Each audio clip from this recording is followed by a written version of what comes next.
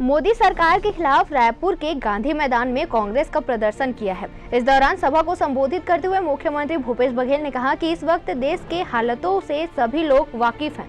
राहुल जी के खिलाफ केंद्र पूरी ताकत लगा चुकी है। सीएम ने कहा, राहुल सोनिया जी को परेशान करने के लिए नेशनल हेराल्ड का मामला उठाया जाता है।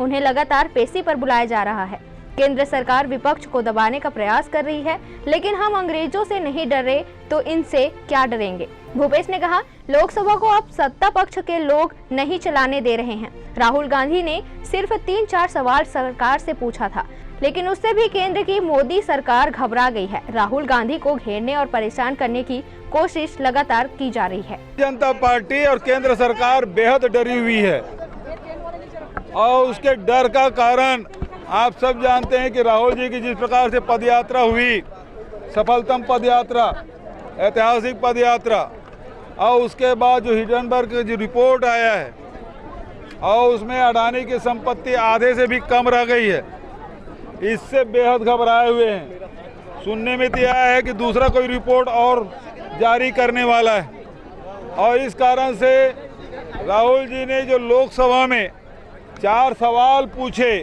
उसका जवाब तो नहीं दिए, लेकिन पहली बार ऐसा हुआ है कि सत्ता पक्ष ने लोकसभा राज्यसभा दोनों को बाधित किया, चलने नहीं दिया। 2 सप्ताह से ये स्थिति बनी हुई है और अब नड्डा जी ये सवाल कर रहे हैं कि पिछड़ी जाति के हैं, पिछड़ी की अब राजनीति करने लगे हैं। आप सवाल का जवाब क्यों नहीं देते सीधा सीधा? अडानी साहब के संबंध क्या है? विदेश यात्रा कितने बार गए हैं? सेल कंपनी से पैसे कैसे रूट हुआ? इन जो 3-4 सवाल है उसका जवाब क्यों नहीं देते? उसकी जांच क्यों नहीं कराते? और इसका जवाब तो नहीं दे रहे हैं, लेकिन पिछड़े वर्ग की बात कर रहे हैं। और इसके राष्ट्रीय उपाध्यक्ष डॉक्टर रमन सिंह, ठाकुर रमन सिंह, ये कहते हैं कि भूपेश बघेल यहाँ का मुख्यमंत्री छोटा आदमी है। क्योंकि मैं पिछड़े वर्ग से हूँ, किसान हूँ, तो मैं छोटा हो गया।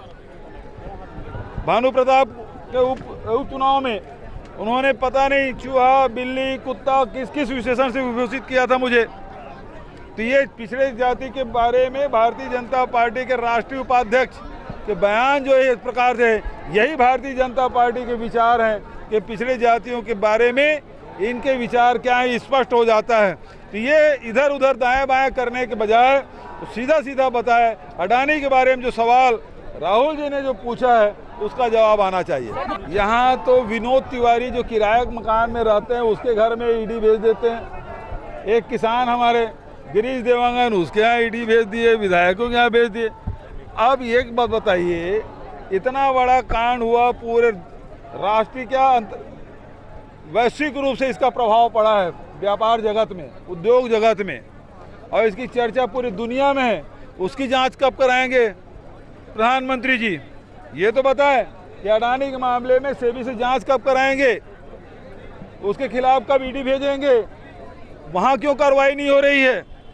तो सारी जो कार्रवाई है, सारी तत्परता है, वो विपक्षी लोगों के लिए है और अपने जो साथी हैं उसके लिए नहीं है। इस देश में क्या 2 कानून है?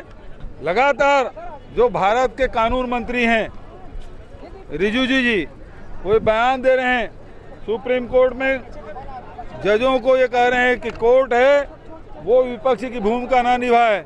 इसका मतलब ये है न्यायालय को दबाव धमकाने की कोशिश कर रहे हैं।